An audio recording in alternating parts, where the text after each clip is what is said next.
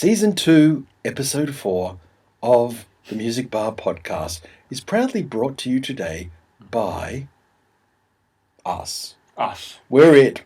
That's it. We're it. It's all you got. Welcome. I think you're much better than this. Welcome, Dan. Thank you, Chris.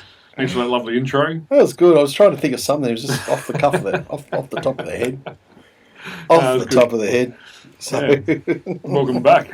Welcome back, everybody. Thanks for all your feedback and everything like that. You know, especially all your stuff on Bat Out of Hell.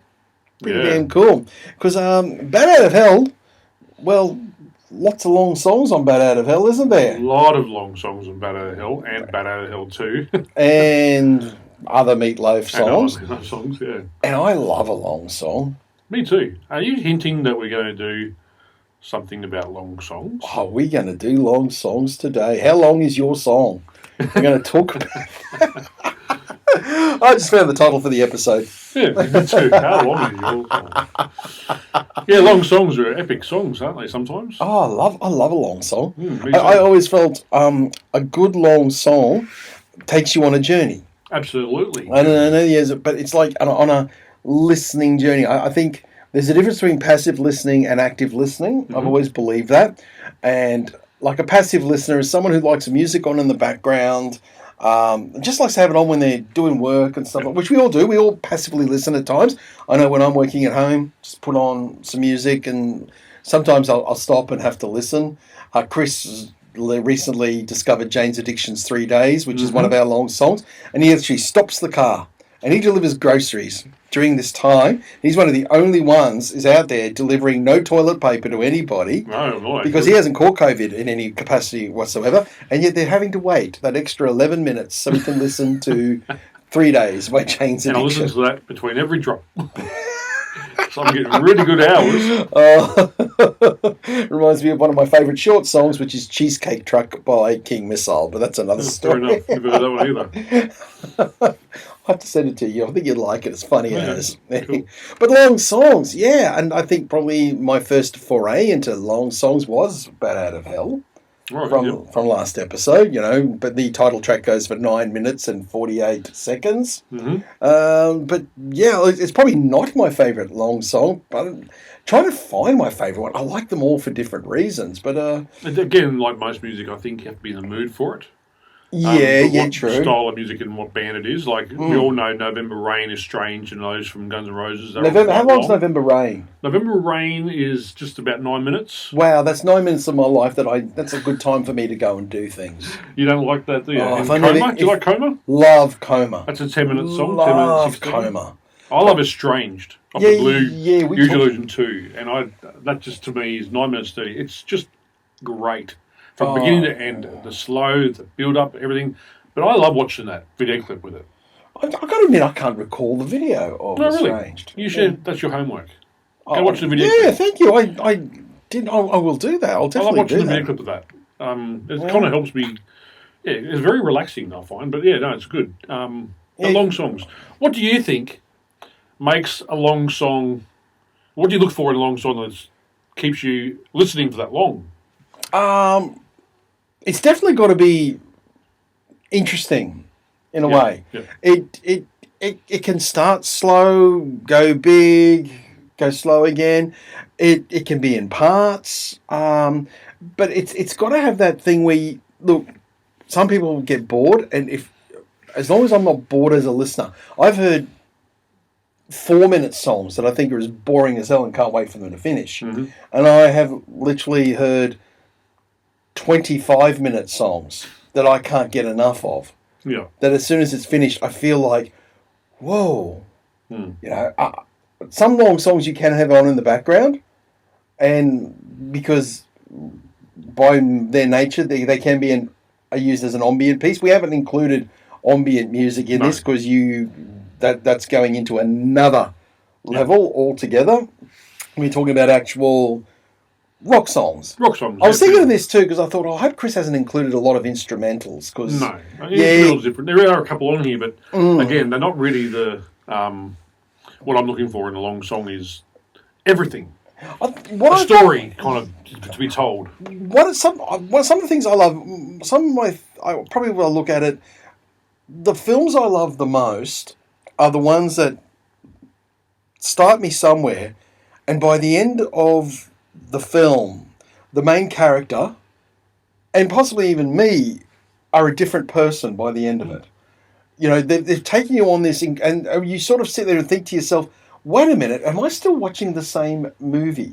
Yeah. Because so much has happened and so much has changed by the end of this film that I'm going to have to go back and watch this again to see how the hell this evolved like this in front of me. And there's a few films that really do that. You know, they start in one place and take you to some, whether it's a cathartic conclusion or whether it's quiet or something, but it's a journey in a way, you know, metaphorical, metaphysical, physical, whatever. And I think the best long songs do that. Yep. They take you somewhere. I think, look, I'm going to probably Stairway to Heaven is regarded as one of the all-time great songs. It's not my favourite Led Zeppelin song by any stretch of the imagination. I find the first... I remember the first time I did hear it, though, I kind of went, is this what everyone's talking about? I was kind of blown away because I'd never heard Led Zeppelin before. I remember it was like we had a lunchtime radio thing at our school, and this guy brought this Led Zeppelin. I'd never heard of it. I'd always heard people talk about Led Zeppelin, but I had actually never heard them. And this guy brought the fourth album, which had no title on it, no Led Zeppelin, no catalogue number on it or anything. And I remember looking at his record and going, where is that? What is this? Where's the info? Where's the info? What is this record? And then he played rock and roll, and I kind of went, oh yeah, that's all right, that rocks. And then he played Stairway to Heaven at the end of his little show, and I remember sitting there thinking, well, I was into Meatloaf and long songs, and so for me it was like, yeah, I get it, and it has that great ending. Now I've heard it so many times, and I've heard people still say it's the greatest song ever. It's not. It's really not the greatest. Its lyrics are rubbish. But that last 2.5 minutes, when the guitars and the drums kick in, whoa! John Bonham's drumming and Jimmy Page's guitar playing in those last 2.5 minutes are, phenomenal. Whoa, phenomenal. I still Bonham's drumming on that. Absolutely. You know, so I think that's where you kind of, but it's not the first long song ever. No. There's hundreds. Well, but I suppose the Beatles and Hey Jude. How long was that? 7.5 minutes, That's and pretty literally long back then. And it went number one. Right. Okay. Yeah, actually, the one that really threw, if I'm going to, is Bob Dylan's "Like a Rolling Stone." That was 6 minutes. That was considered long back in 1965, and he was told that will never get played on the radio. Right. And it did, and it went number one. It was a number one hit for him. They played it in full? Yep. Wow. There was never an edited version of Like a Rolling Stone. Wow. But, the Beatles, Hey Jude, and because it was always the joke with with DJs in the old, before shows were pre-recorded, it was all live. That was their toilet break record. Right. Put on, Beatles, Hey Jude, and... or side 2 of Dark Side of the Moon in 1973. Put on that, and away you go. Go and smoke a joint, or. But they always reckon it was Hey Jude because it goes for 7.5 minutes, and the last 4 minutes of it is na na na na na Hey Jude. Yeah. But it went number one record. But I was seeing the other day that I saw an article online of the longest number one song, because apparently it's no longer American Pie by Don McLean, which was a number one hit, went for 8.5 minutes. So there you go, Don McLean's American Pie, 8.5 minute, longest number one of all time. There you go. It's now been overtaken by this new Taylor Swift song, which goes for 10 minutes. Really? Yes. I'm scared. What's the song called? I don't know, I haven't listened to it yet. So here we have, you and I haven't done any homework. We're talking about long songs, and yet Taylor Swift has gone number one with this 10-minute piece. Yeah, well. That's all about Jake Gyllenhaal. Okay. Right. But I put on their Facebook page, hey, in Australia, we had Evie parts 1, 2, and 3, 11 minutes long, that went number one in 1971. So that beats all of you guys. And it's Australian. So there you go. But part 1, part 2, part 3, is it all combined, or is it one song? You can look, or is it in different albums? Is it different? no, it's all as one piece. But it goes, part 1's a different, and then it goes into part 2, which is a slow part, and part 3. Yeah. I mean, songs do have parts 1, 2, and 3. Yeah, some do. And I didn't really count them in my list either, because I know Dream Theater do a lot of those. Parts 1, 2, and 3. I kind of didn't put in there because I was that's interesting. Okay, I agree with you then. If you've got to lay down the rules, don't you? Yeah. So okay, Evie, we're gonna no. Evie doesn't count because it's parts 1, 2, and 3. So, for instance, one of my favourite songs, which is very, very long, is an Iron Maiden song. Yep. Can you guess? The Rime of the Ancient Mariner. Absolutely. Brilliant song, goes for 13 minutes and 39. That's one song, not part 1, part 2, whatever it is. It's just one song. It's my favourite Iron Maiden song, and it is such a journey. Oh, well, it is technically. Guy at the wedding tells a story about how he went on the ship, went down went up to the Arctic. Oh, no, south to the land of the snow and ice, Antarctica. Yeah. Fog kills the albatross. Yep. Fog clears. Then Death and Death come on their other boat and kill all the others and leave the mariner with the albatross around his neck and everything. You know the lyrics. This is what we're going about. You've told me off air that you learnt to play it on guitar. Yeah, I did. Well, I always read the lyric sheets and I always, have to learn the lyrics. Yeah. I didn't mention that last week with the Bat Out of Hell one. That was the thing. I had to get the vinyl copy because it had the lyrics in it. Yeah. So I had to learn all the lyrics, and I can sing all the songs on Bat Out of every one of them. So I know the lyrics to Rime of the Ancient Mariner. Rime of the Ancient Mariner. Well, that was a fun song to learn on guitar because I had 30 pieces of paper all, on my wall with all the tab and everything. So you just follow it along and go back here and go back there. It was great. It was great. Great song to play. But a fabulous song all up. When Steve Harris writes something like, is Steve Harris musically inclined and like Frank Zappa composed? Mm-hmm. Frank would have the lines and he would draw the dots and everything like that. Does Harris do that, or is it all just... I don't think he does, not to the extent that... Well, no one probably would to the extent of what Frank Zappa would, or Steve Vai, but I don't think he would do that to the extent. Yeah, I got the feeling, because a lot of these guys aren't what you would call classically trained musicians. Or even theory, basically. Music theory is, but you clearly can read music. No, I read tablature. Ah, see, I can read music. Can you? Yes. No, I can't. I learned that as a kid, and I just never forgot it. Okay. Yeah. I started to. I did my grade 1 theory years ago, but I'm past that. But I haven't really done anything. I just learned tablature. Okay. But yeah, it's... We digress. We apologise for this. We're just learning something about it, but this is for the music nerds out there. Hopefully there's some of you. There was a long song that came up when I was Googling long songs from Dream Theater, who obviously I love. I'm wearing the T-shirt now in accordance to the title of what we're doing about long songs, and they write a lot of long songs. Yep. They have a song called Octavarian, off the album Octavarian. It's the last song. It goes for 20 minutes, 24 minutes. And I just mentioned to you before, I listened to it on the way down here, which was an hour and a half drive, and I listened to this song and I could swear black and blue. I could probably just take off 12 minutes. Okay. Because to me, the first 12 minutes was really boring. It was like they were singing a ballad. And I don't listen to Dream Theater for that reason. So for me, to come up with a 24-minute song that bored me for half of it is kind of like not an interesting point. I'd rather have a 12-minute song, which was great. Which is what the last part of it was, which is why I listen to Dream Theater. So it works both ways. Sometimes I can do 24 minutes or a long song, and it's quite dull the whole time, or half of it.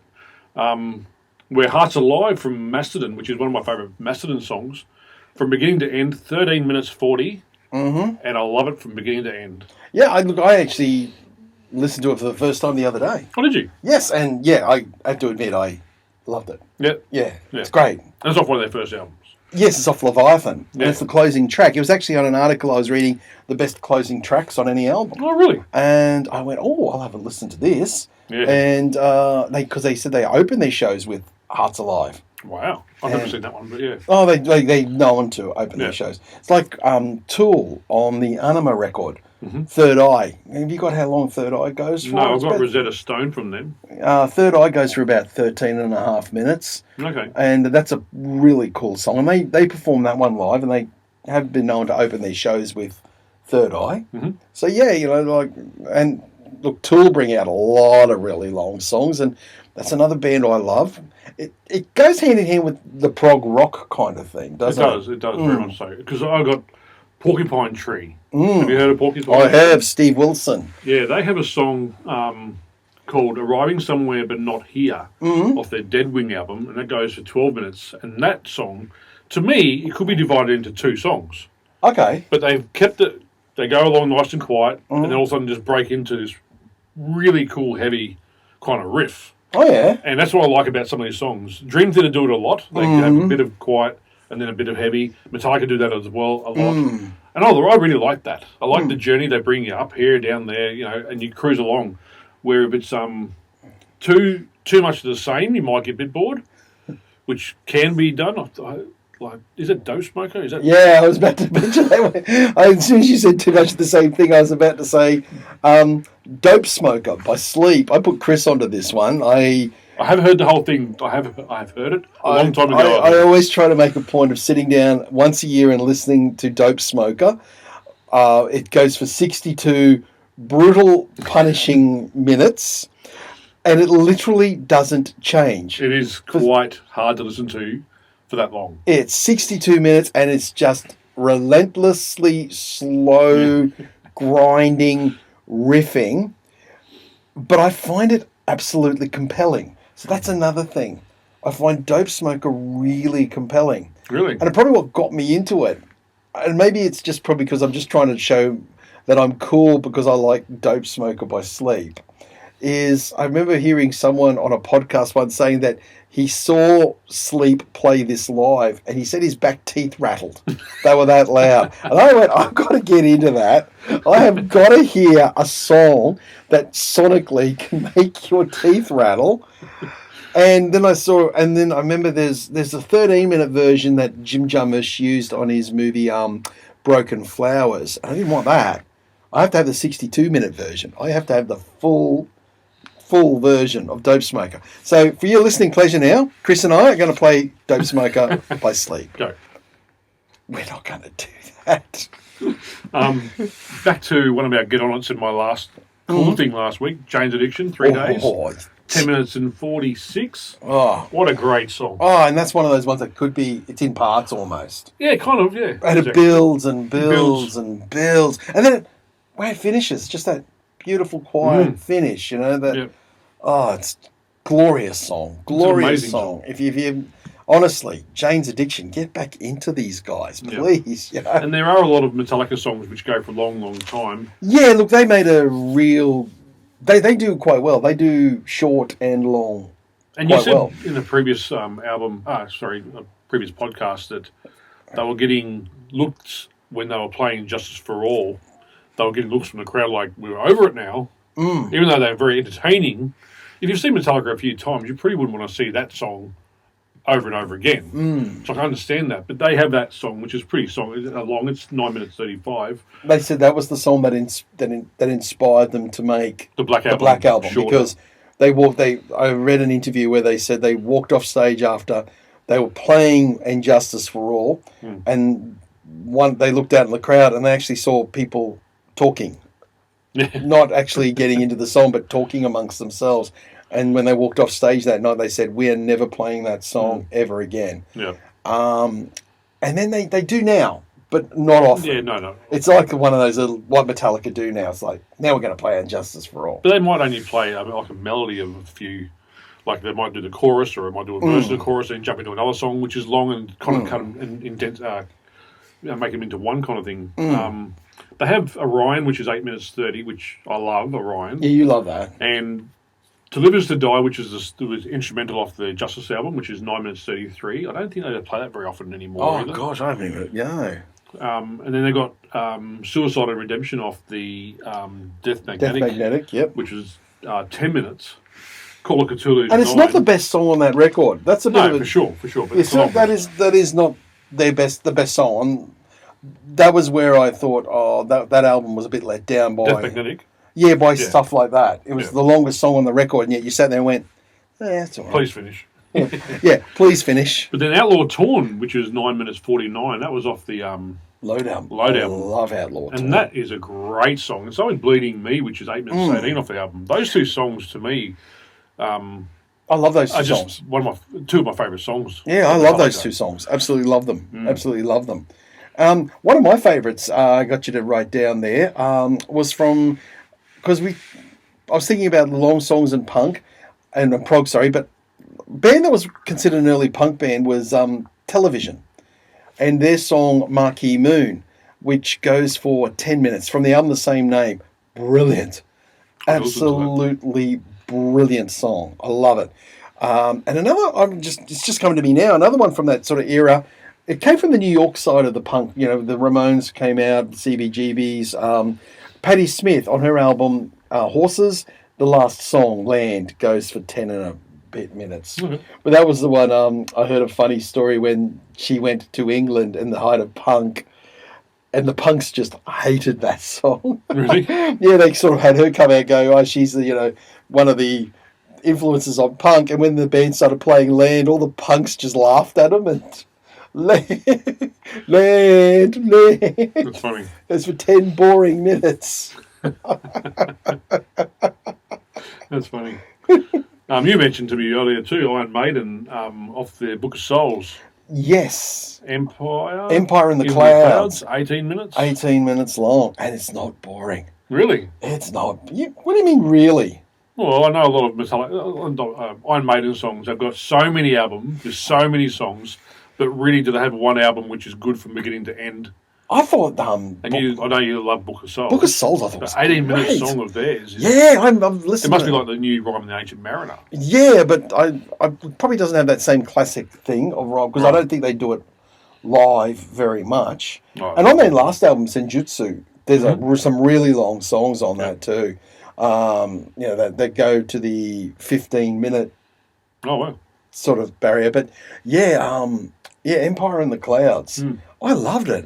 18 minutes long, and I love that song. Once again, takes you on that little bit of a journey. Yeah. And that's one for Aussies who know Silverchair, the Young Modern album. Mm-hmm. My favourite song on the album is Those Thieving Birds. Goes for 7.5 minutes. That is a journey in itself. Okay. It is so different halfway through to it was the beginning and to the end. It's just so different. It just takes you in different places, in different styles, in different tempos. It's so good. It's funny, there's not a lot of Australian artists who do a lot of really long songs. No. It's not... I think it must have something to do with getting played on Australian radio. Yeah, Carnival... They do Carnival, but they don't get played a lot. They don't get played. They don't get played a lot. But when you think about Australian bands, I mean, Evie gets played in the full capacity too. No one plays it in their separate parts. Evie gets played in its full 11 minutes. But you don't see a lot of Australian bands really bringing out the long songs. I mean, there's a few out now, the more post-rock type bands that are kind of doing that. But yeah, out of the classic, well, with a lot of the bands we've mentioned here are very well known classic sort of bands. Yeah. The Australian bands, like I'm going to, Cold Chisel, The Midnight Oil, and all that. I think the longest Midnight Oil song is about 6 minutes or something like that. I think The Dead Heart goes for about 6 minutes or something like that. It just seems like they don't really do that big, long... And I do. When I look at a record, if I'm looking to buy something, I actually look at the length. And if there's a couple of long songs on it, I go, ooh, I'm now interested. Well, that's the thing too. When you live on an island as far away from the rest of the world, I guess, and radio is your only way of making it big, you've got to write songs that are going to be on the radio. Yeah, I think that's probably it. It's the tyranny of distance that sort of... Because otherwise... You're not going to really get out there, especially back then, back in those days. Now it's different, but back then it was like, well, if you make a long song that won't get the radio here, then people aren't going to hear it overseas. That's true, yeah. If it's not going to get played here, they're not going to play it. And that's why I still find it really funny that Bat Out of Hell made it so big here. Because it just goes against all the grain. It did that. Bat Out of Hell went against the grain. God, we're back on to Bat Out of Hell. Because long songs. It's just probably one of the the massive templates for really, really, really long songs. You know, Yeah. I mean, even Bowie. Bowie's never did anything really long. Springsteen did a couple of long songs, but it's never been in his sort of forte. I mean, Jungle Land is probably his longest song at 9 minutes. 9 and a bit minutes off the Born to Run album, and it's brilliant. It's beautiful. It's just an absolutely gorgeous, bold, epic song, you know. And you know, that's another one I just sort of threw out. Yes. Another one. Back to Dream Theater for me. Pull Me Under. That was off their 1992 album, Images and Words, 8 minutes 12. That song made them become who they were, I guess, back there. Okay, yeah. They have so many songs on every album has at least a 10-minute song or more. So I'm not going to list them all, but Bob Dylan had a really good one for 11 minutes 30. And his last one, Desolation Row. Desolation Row, yeah. And the last one he brought out, Murder Most Foul, I think goes for about 16 minutes or something like that. It's boring though. Well, that's the difference. I have listened to it, and it is as boring as anything. Yeah. Rush do a song, 21:12. It goes for 2,112 minutes. No, it goes for 20 minutes 38. But close. Okay. And then Leonard Skinner, Freebird. Everyone knows Freebird. 10 minutes. There's differing versions of Freebird I have found. Looking really? online, yes, certain studio cuts. It's like different edits on some albums, but there's a 9-minute version and there's a 10.5-minute version. These aren't live versions either. This is the studio version. I think there's one version that fades out, that has a fade out at the end, and then there's another version that actually has a proper ending. Yep. Yeah. So Freebird and the Doors, the end. Yeah, the end, 11 minutes 43. And that at the time would have just blown. Wouldn't have been on radio. No, well, not what that song was about, but you know, but that would have just blown people away. Dogs by Pink Floyd, 17 minutes. I love that song. It's a good song. I love Dogs. They play it live? Yep. The full. Yep, you saw Roger Waters on his last show. He did play Dogs on the Us and Them tour. The whole song, 17 yes, minutes? it was. I'm going to watch that again. Yeah, it's a full version. Yeah, I know. I probably couldn't tell with them. Because I think those songs were interesting. Yeah, their songs kind of mixed together. So they're pretty to start the next song without you realising. I find this is an interesting thing because a lot of these guys are great musicians. Some of them aren't. No, honestly, some of them aren't. You know, they can play their instruments okay or fine, but they're not virtuoso. But a lot of like Dream Theater, these guys are like Berkeley trained or whatever, aren't they? Well, they went to Berkeley and quit. Yeah, because they met each other and started Dream Theater. They started Dream Theater, you know. The best in the business. Yeah, you know what I mean. Top of the ranks. Yeah, it's the top. And what's the other one in Is Berkeley in California? So what's the one in New York? Berkeley's in Boston. Okay. What's the one in California? GIT? Music Institute. Okay, whatever. So Pink Floyd, when you really listen to them, they weren't a virtuoso band in any way whatsoever. Nick Mason is not the world's greatest drummer. Roger Waters is not the world's greatest bass player. David Gilmour is one of the greatest guitarists of all time. Richard Wright was a pretty good keyboardist, player, yeah. But they weren't altogether this incredible 4 amazing musicians, virtuosos in their field. Yet they managed to create these very interesting long songs, you know, long pieces of music. And they grabbed their audience. And they had their fans, loyal fans, and that's what made them who they were. Yeah, exactly. Yeah. They didn't need to be the greatest of their instrument. They just needed to work together, like, you know, the Beatles, I guess. Yeah. They worked together. They came together and they were the right fit for each other and created this whole kind of like scenario that worked well for them, and the fans come along and it worked. What's the longest song? You've written this down. What's the longest Guinness song? Book of Records? In 2019, so not too long ago, the longest song is by a band called PC3. Who the hell are PC3? No idea. You didn't do that much study, just did this, right? No, don't know. The song is called The Rise and Fall of Bossa Nova, and it goes for 13 hours, 23 minutes, and 32 seconds. How do you play a song for 13 hours? So 13 hours. Is that on Spotify? I have no idea. I'm going to have to look that up. I Googled it the other day and I'm like, wow, 13 hours is long. That's a long song. Because I normally put on music when I put the washing out. And I don't have that much washing. I'll be doing the whole neighbourhood. You could probably drive from here to Sydney and listen to one song. And you wouldn't even finish the song. You'd have to start driving to Canberra. Yeah. And then by the time you finished that song and got to Canberra, you're probably like, well, that's it, isn't it? It's a one-song trip. It's a one-song trip. And just opposite that, obviously, the shortest song in the world ever in the Guinness Book of Records is by a band called Napalm Death. Napalm Death. And they have a song called You Suffer. I've heard of You Suffer. You have? I've heard of it. It would have been quick. I've heard of the song, that's what I mean. It goes for 1.316 seconds. Have you heard it? No, but if I did, I probably wouldn't have noticed. Why haven't you heard it, Chris? Have you got no time? I haven't got time for that kind of song. Who has time for that? I can't listen to that many Honestly. songs. Imagine by the time you probably, if you were to look that up, or you put it, got to search it up on Spotify, right? Got to do all that. Oh, I've heard it, man. Spend more time looking And back it in the up. day when we were kids, we would have made a mixtape of that, just over and over again of the same song. What is it like? I remember I saw this when I was a kid in record store, the band SOD, Stormtroopers of Death. Yep. Wasn't that Scott Ian? Ian. Yeah. Anthrax. And they had this song, I can't remember what it was called, but it was, and in brackets, Extended Edition. And it was 1 second. So that's what I was thinking. It was that song, but no, it's this Napalm Death song, You Suffer. Song. Yeah, You Suffer. I love that. They've literally combined You Suffer into 1.316 seconds. And it's verified by the Guinness Book of Records. As a song. It's a song. It has to be.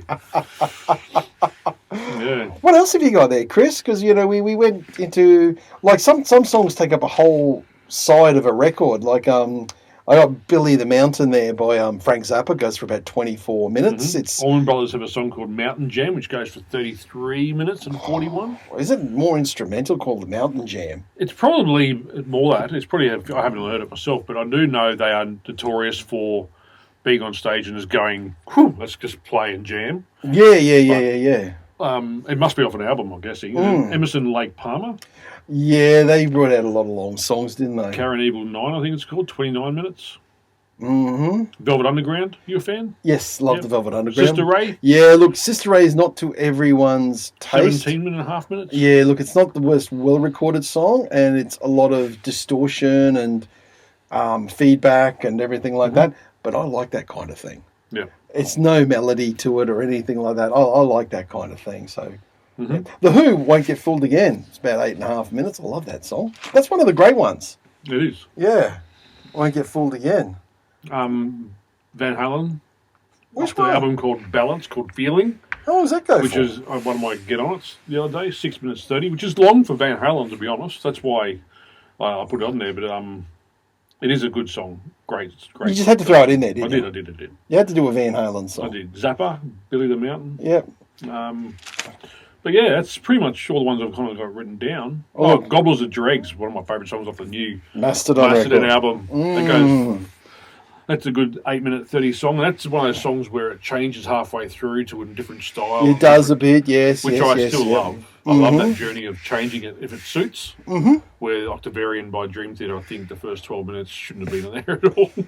That should have been number 12. The next song could have been different. So really, the long song, it's sort of its own kind of there's so many. We can't just list every one of them. And look, what's your favourite long song? That's a big one. Yeah, you put your long song down in the comments. And I like so many of them. But, I could make up. That's one I didn't mention to you. LCD Sound System have a song called 4533. And does it go for 4533? You bet it does. And it's actually a bit boring. And I like LCD Sound System. Okay. They're a band I actually really liked. But 4533 is a little bit dull. All right. I was sort of sitting there listening to it going, when does it get interesting? All right. Do these guys do anything different with it? But they just jam into a groove, I think, and that's all they did for 45 minutes. Yeah. So, No, fair enough. Yeah, so that's pretty much it. So, yeah, there's our long songs. So, what's comment yours? below your favourite long song. We'll have a listen and we'll talk about it next time. We will. We will indeed. But cool thing time. Cool thing. You can go first. Oh, my cool thing. I heard the theme song to the new Batman film. Oh, really? The Batman. Michael Giacchino composer. He won the Oscar for Up, and he's done a few other movies and stuff like that. I like his themes. I like his music scores. The new Batman film. Nice. Who's Batman? Robert Pattinson. Right, okay. Didn't you know this? Nah. What do you do? Not movies. You're not a big movie thing. Not a superhero. Oh no, I like Batman though. Batman's pretty cool, and I'll watch it. I'm keen for this new Batman film. Matt Reeves has directed it, and he made the last two Planet of the Apes films, which were really bloody good. And I really like Rob Pattinson as an actor, and I think it looks pretty cool. I have played the Penguin at a theme park, so Colin Farrell is the new Penguin. And, really? Yeah. Wow, there you go. Yeah, and they've sort of gone back to the Penguin as a crime boss more than a deformed kind of figure. Yep. So, but it doesn't look like Colin Farrell. You sort of look at it and you think, is that Colin Farrell? I'm surprised he would be it. Oh, he looks completely different. He looks completely different. So yeah, very much. The new theme by Michael Giacchino. It's all on YouTube now. I haven't listened to it. It's on Spotify, but nice and moody and really kind of cool. I really liked it. So yeah, looking forward to when the actual soundtrack comes out. Looking forward to it and the movie itself. Can't wait. There you go. My cool thing for the week. Is a TV show, actually, called Yellowstone. Oh, yeah, with Kevin Costner. Kevin Costner. I started watching this quite a while ago. Kevin Costner's become cool again. Yeah. Very much so. I started watching this, must have been only 3 episodes or 2 episodes, and I stopped watching it. And then, I couldn't get past the first episode. Yeah, no. And I couldn't either originally, but then I started watching it only about a week ago, and now I'm up to season 4 halfway through. I've watched that much of it. And I actually really, really like it. I gave it a go in the end, and I really like it. And it's hugely popular. I find it very, I think I mentioned to you before, it's like Sons of Anarchy, but on horses. Yeah, I don't like Sons of Anarchy, but with Yellowstone, it's created by a guy called Taylor Sheridan, who played the cop in the first few seasons of Sons of Anarchy. The one who, not the corrupt one, but the one who was trying to bust them all the time. Oh, right. Taylor Sheridan. Yep. And he has written the scripts to Hell or High Water, which was a fantastic film, Sicario, which was a fantastic film, and he wrote and directed another film called Wind River, which is fantastic. So I'm a bit of a fan of Taylor Sheridan. Right. Yet I can't get into Yellowstone. Yeah, no, I've tried very hard. Really good. And I like Taylor Sheridan's stuff, but I'm finding Yellowstone, I probably should, but I've got to catch up. I've got Succession to keep up with, and the Righteous Gemstones and stuff like that. So yeah, I'm enjoying it. It's not it's just something to watch. I really enjoy it, and cool. I can't wait till it's. I'm hoping there's a new season when it comes. And do you know? Have you heard of 1883? Yes, and which is the prequel series. Yeah, which is on Paramount. Paramount Plus. And I watched Paramount. I had Paramount on the other day to watch Dexter. Oh yes, the new Dexter's on there. Now as well. I used a free trial to that. Now I've finished Dexter. I got rid of that, but then I found out after I got rid of it that 1883 is on there, so now I have to go get it again. Okay. I'll watch that after I've finished watching Yellowstone. But yeah, that's my cool thing for the week. Oh, cool. Really enjoyed it. And, well, that's great. Well, enjoy your long songs. Enjoy everything. Please subscribe. Tell your subscribe. friends. Don't let this thing bring you down. This COVID, it's getting to everybody. I know it's going to turn the news off. My life is better without watching the news. Oh, yeah, you're probably right there, actually. Yeah, I don't watch Koshy. I don't watch any of those guys talking about how bad the world is. Yeah, I know. It's just annoying. Listen to music. There's so much good music. Long songs. Yeah. Fill your playlist with long songs and just get lost. Go on a journey. Yep. You'll thank us later. Yep. And see you later. See you later.